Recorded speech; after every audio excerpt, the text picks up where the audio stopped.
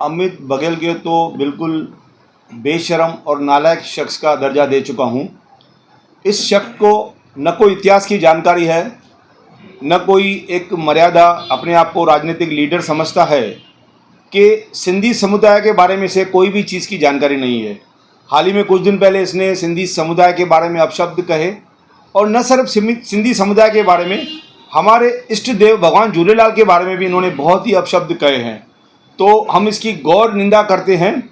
और ऐसे व्यक्ति जिसको इतिहास की जानकारी नहीं है, वह हमें पाकिस्तान से या पाकिस्तान के आए हुए सिंधी कहता है।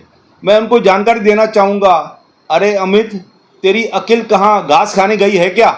हम जब सिंधी लोग यहाँ पे आए थे तो वहाँ उस समय अखंड भारत था, और सिंधी लोग ने सनातन धर्म के नाते, अपने धर्म की बचाव के नाते, अपने पूरे जर जमीन जायदाद सब छोड़ के केवल अपने धर्म को साथ लाके यहाँ हिंदुस्तान में आए थे और हिंदुस्तान में आके बसे थे।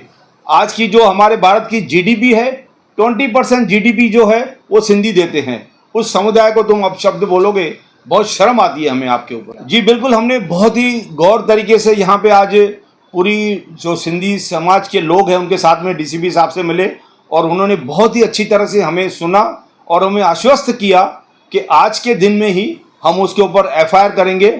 और मुझे बताते हुए ये हर्ष हो रहा है कि जो हमने मांग उनके समक्ष रखी थी, आज शाम को ही उन्होंने उसके ऊपर एफआईआर दर्ज कर दी है। मतलब आज की डेट में पूरे भारत में छत्तीसगढ़ में उसके ऊपर एफआईआर हुई है, और दूसरी एफआईआर जो यहाँ पे उल्लासनगर, जिसको एक मिनी सिंध कहा जाता है, उसके ऊपर हमने उसके ऊपर एफआईआर दर्ज करवाई। देखिए, ये हमारे समाज के अंदर की पीड़ा है।